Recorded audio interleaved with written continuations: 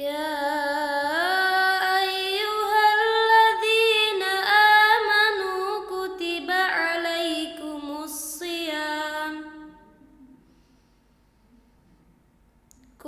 عليكم الصيام كما كتب على الذين من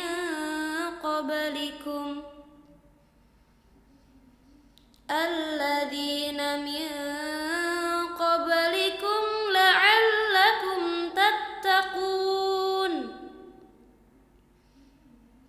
أياما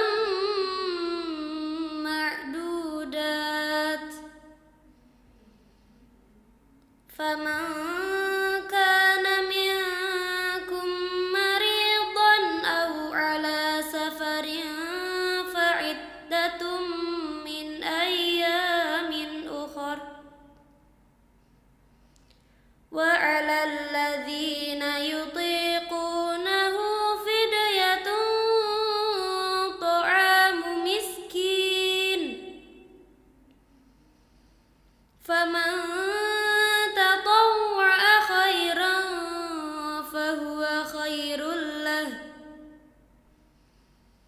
وأن تصوموا خير لكم إن كنتم تعلمون صدق الله العظيم.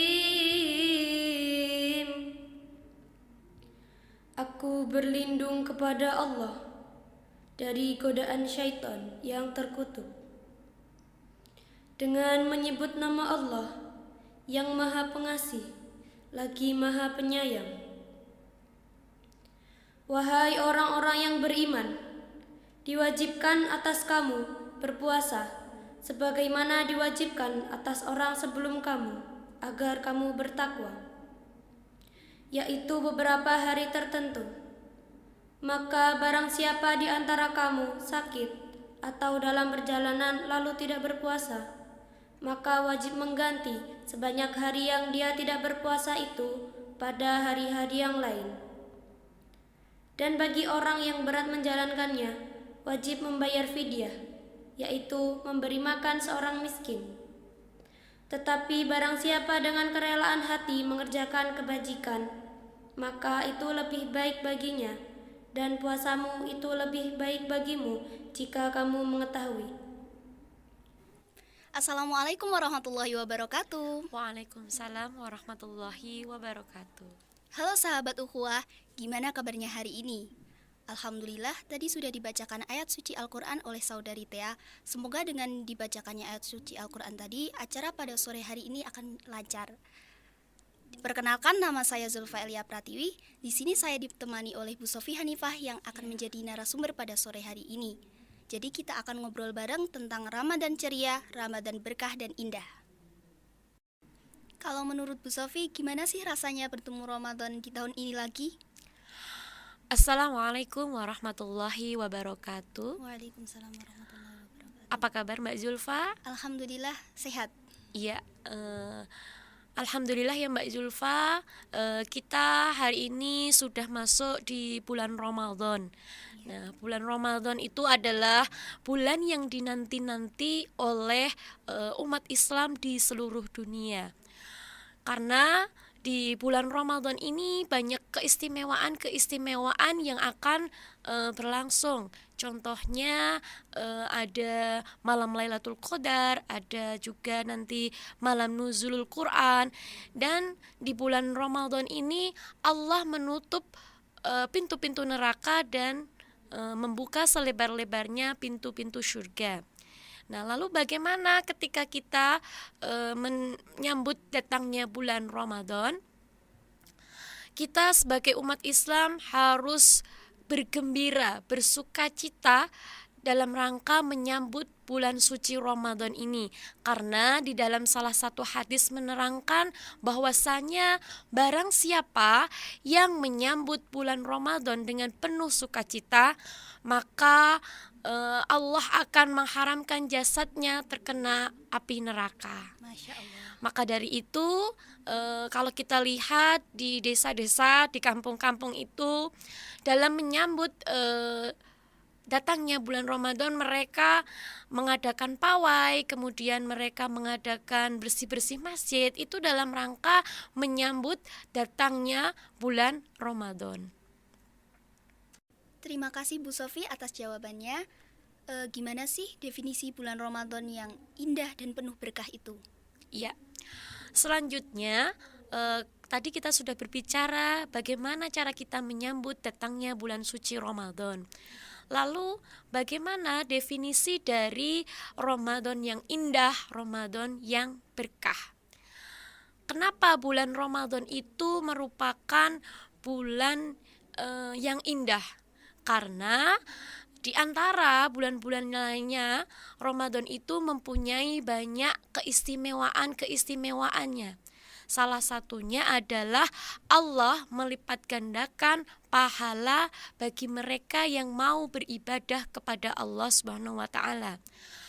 Ibadahnya itu bisa berupa puasa, kemudian bisa bersedekah, kemudian juga bisa mengerjakan sholat-sholat sunnah seperti sholat tarawih, seperti itu. Kemudian bagaimana definisi Ramadan yang berkah? Kalau kita lihat dari kitab Al-Munawwir itu menjelaskan bahwasanya berkah itu artinya yaitu kenikmatan. Nah, kemudian para ulama juga menyebutkan bahwa keberkahan itu juga bisa disebut dengan ziyadatul khair atau di dalam bulan Ramadan ini ada penambahan kebaikan ya Mbak. Iya. Karena itu tadi Allah melipat gandakan pahala bagi mereka yang mau beribadah kepada Allah. Contohnya misalnya dari berkah itu kita kan mengadakan puasa nih Mbak ya. Iya. Di dalam puasa itu kita diatur cara pola makan kita. Nah, dari kalau pagi kita mengerjakan sahur, kemudian kalau sudah masuk waktu buka ya kita mensegerakan untuk melakukan buka puasa. Nah, di situ selain kita bisa mengontrol makanan kita juga bisa mendapatkan kesehatan yang lebih karena makanan kita itu bisa dikontrol, apa yang masuk di dalam perut kita itu bisa dikontrol. Jadi di bulan Ramadan ini banyak sekali keberkahan yang diberikan Allah bagi mereka yang mau melakukan kegiatan-kegiatan yang positif. Nah, di bulan Ramadan itu kan banyak sekali keistimewaan. Salah satunya malam Lailatul Qadar atau biasa disebut malam 1000 bulan. Nah, kapan sih Bu malam Lailatul Qadar itu terjadi? Iya. Ya, memang benar ya Mbak. Salah satu keutamaan dari bulan Ramadan itu adalah adanya malam Lailatul Qadar. Nah, malam Lailatul Qadar itu biasanya terjadi di 10 hari terakhir di bulan Ramadan, dan biasanya malam Lailatul Qadar itu ada di tanggal-tanggal yang ganjil, semisal tanggal 21, 23, 25 seperti itu ya. Untuk meraih malam Lailatul Qadar itu caranya yaitu kita meningkatkan kualitas ibadah kita yang biasanya mungkin kita jarang tadarus. Nah, kita tingkatkan kegiatan-kegiatan seperti itu agar kita bisa mendapatkan malam Lailatul Qadar. Iya. Nah, bulan Ramadan sendiri itu kan identik dengan puasa. Boleh dong Bu saya tanya-tanya tentang berpuasa? Iya, boleh. Nah, keutamaan puasa itu apa saja Bu? Iya. Keutamaan puasa ya Mbak. Salah satu keutamaan puasa adalah Allah akan mengampuni dosa-dosa yang telah kita perbuat di masa lalu. Tapi ada syaratnya. Apa itu syaratnya? Ketika kita melakukan puasa Ramadan itu berlandaskan iman dan harus ikhlas. Iya. Kalau tidak dengan seperti itu, maka kebanyakan kita hanya mendapatkan perasaan laparnya saja, tapi tidak mendapatkan pahalanya puasa seperti itu. Saya mau nanya nih Bu, saya seringkali mendengar bahwa tidurnya orang berpuasa itu adalah ibadah. Apakah ini benar? Iya, saya akan menjawab ya Mbak ya. Tidurnya orang puasa itu adalah ibadah. Nah, di sini yang dimaksud tidur ibadah itu kok bukan langsung selama dari sahur sampai kemudian buka puasa dia tidur dan bermalas-malasan. Nah, itu malah tidak diperbolehkan di dalam Islam ya. Yang diperbolehkan di dalam Islam itu adalah ketika kita itu melakukan tidur itu dalam rangka untuk menghindari kegiatan-kegiatan yang negatif. Misalnya daripada kita itu melakukan kegiatan yang negatif, misalnya gibah, daripada kita itu main game yang tidak ada manfaatnya, lebih baik kita tidur. Nah, kemudian untuk tidurnya itu tuh tidak kok dalam jangka yang panjang, tidak. Artinya ketika dia melakukan tidur itu dia juga melakukan ibadah-ibadah yang lainnya. Semisal ketika dia itu dalam berpuasa dia melakukan tidur, dia juga harus tetap melakukan sholat 5 waktu, juga harus melakukan tadarus Al-Quran. Nah, seperti itu. Nah, anak zaman sekarang itu kan seringkali kayak gabut atau istilahnya kurang kerjaan. Kalau dia mengisi waktu luangnya dengan melihat mukbang-mukbang atau ASMR atau review kuliner-kuliner gitu, boleh nggak Bu? Iya, untuk kegiatan seperti itu diperbolehkan sih Mbak, tapi lebih baik tidak dilakukan. Karena apa? Ditakutkannya atau dikhawatirkannya nanti ketika banyak melakukan hal-hal seperti itu malah bisa membatalkan puasanya. Jadi lebih baik ketika kalian gabut, ketika kalian tidak ada kerjaan, lebih baik diisi dengan kegiatan-kegiatan yang lebih positif. Misalnya membaca sholawat atau tadarus Al-Quran, atau kalau tidak ya iktikaf, seperti itu. Nah, seperti tadi yang dikatakan Bu Sofi, kalau tidur itu juga termasuk ibadah. Apakah hukumnya sama tidur habis subuh itu Bu? Ya, bagaimana kita menyikapi ketika ada orang yang melakukan tidur habis subuh ya? Di dalam Islam kegiatan tersebut dihukumi makruh ya Mbak. Kemudian Rasulullah sendiri juga tidak menganjurkan kegiatan seperti itu, karena di dalam Al-Quran surat Ar-Rum ayat 17 itu menjelaskan tentang bahwa kita umat Islam itu ketika selesai sholat subuh itu diperintahkan untuk banyak bertasbih atau memperbanyak zikir mengingat Allah Subhanahu wa taala. Kemudian selain itu saya pernah dengar juga bahwasanya tidur setelah subuh atau di pagi hari itu tidak baik untuk kesehatan. Kalau boleh tahu, gimana hukum berpuasa tetapi meninggalkan sholat Bu?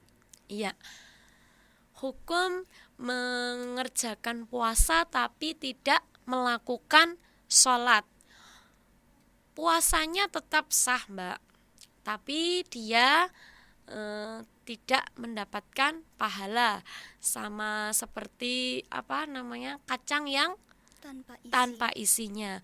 Kemudian bagi orang yang mengerjakan puasa tapi dia meninggalkan sholat, dia termasuk melakukan dosa besar, karena sholat itu merupakan tiangnya agama. Sholat itu hal yang penting, hal yang nantinya pertama akan ditanya ketika dia berada di alam kubur. Jadi kita harus mengerjakan sholat, terutama sholat wajib. Nah, lalu bagaimana ketika ada orang yang seperti itu? Apakah kita harus membulinya? Nah, tidak. sebaiknya kita sebagai muslim yang baik, apabila kita mengetahui ada sahabat kita atau saudara kita yang melakukan hal-hal semacam itu, tugas kita adalah mendoakan agar supaya saudara kita tadi itu dibukakan pintu hidayah dan segera melakukan ibadah sholat. Ya. Berarti hukumnya sama ya Bu? Ya. Seperti tadi kata Bu Sofi, seperti kata pepatah, kacang tanpa isi. Ya. Berarti kalau misalnya kita berpuasa tetapi kita mengumpat atau berkata kasar, itu berarti dosa juga Bu?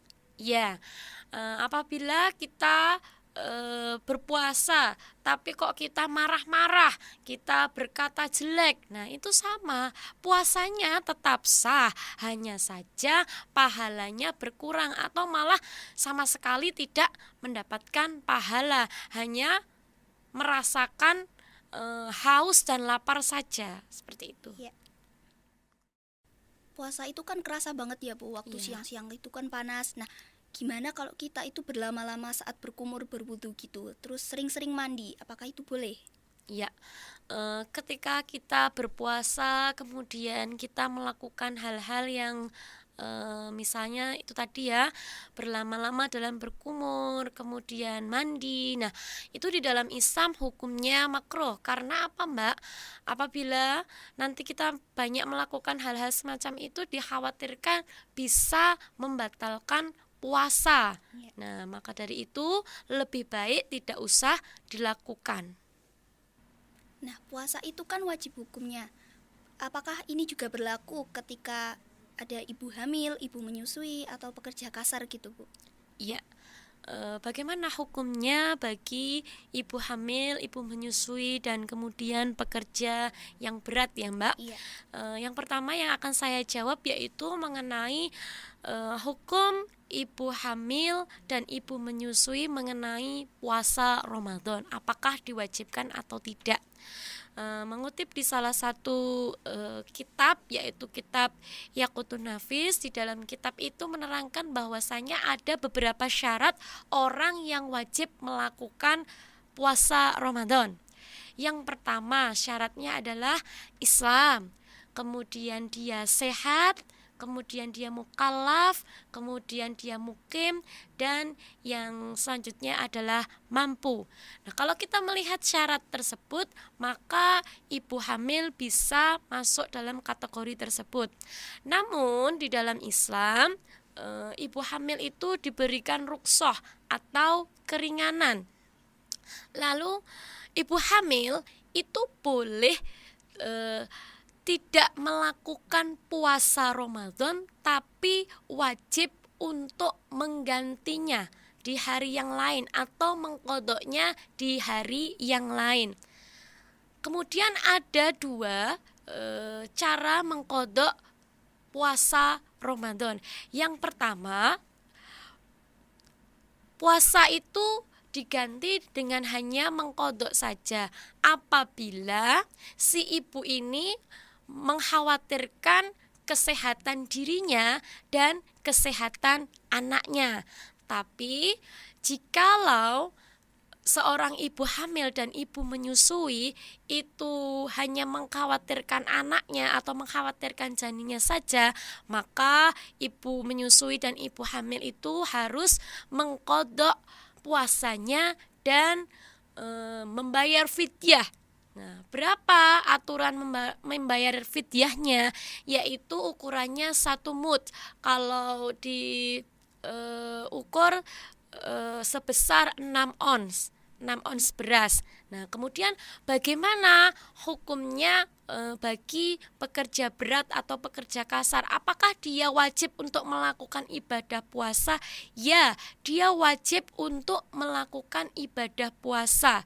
Barulah nanti ketika dia sudah benar-benar tidak kuat, dia boleh untuk membatalkan puasanya dan mengqodoknya di hari yang lain. Tapi pada dasarnya dari keterangan tadi yang saya paparkan tadi, bagi ibu hamil, ibu menyusui, dan pekerja keras itu wajib untuk melakukan ibadah puasa Ramadan.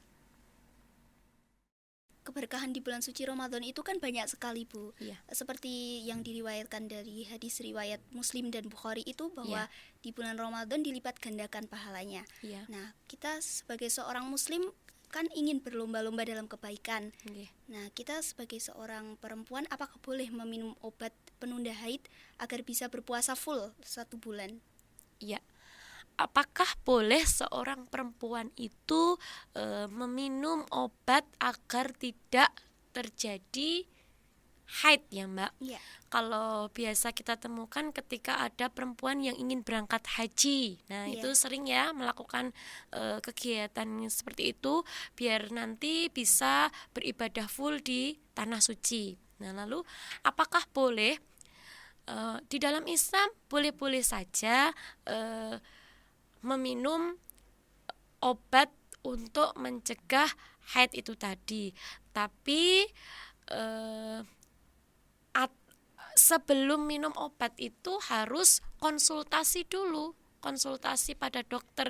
Bagaimana nanti ketika kita meminum obat seperti itu, apakah nanti efek sampingnya berbahaya tidak? Kalau itu berbahaya bagi kesehatan kita, maka lebih baik tidak dilakukan.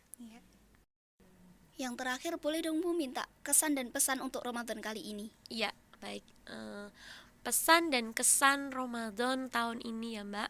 Yang pertama, kita harus banyak bersyukur karena kita bisa bertemu kembali di bulan Ramadan tahun ini.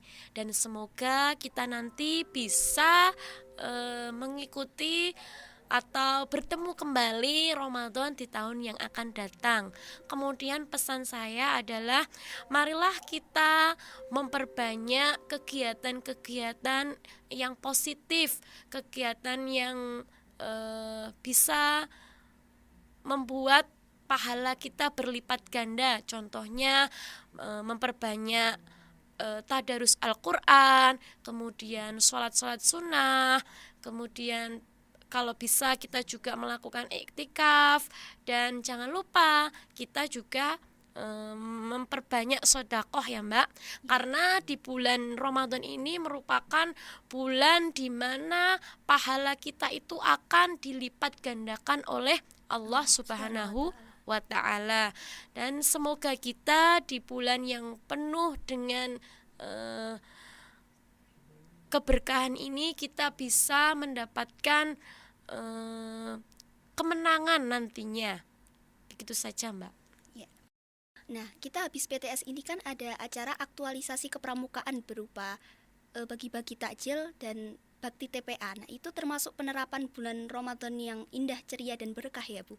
Iya, kegiatan itu dalam rangka di sekolah kita itu menyambut datangnya bulan suci Ramadan. Makanya sekolah mengadakan kegiatan seperti itu gunanya apa? Agar nantinya ketika anak-anak itu sudah terjun di masyarakat bisa juga menerapkan hal-hal yang sama seperti itu. Terima kasih Bu Sofi, semoga dari bincang-bincang kita hari ini dapat bermanfaat. Amin. Siang hari makan kuaci, makannya bersama Bu Asih. Sekian acara hari ini, saya ucapkan banyak terima kasih. Wassalamualaikum warahmatullahi wabarakatuh. Waalaikumsalam warahmatullahi wabarakatuh.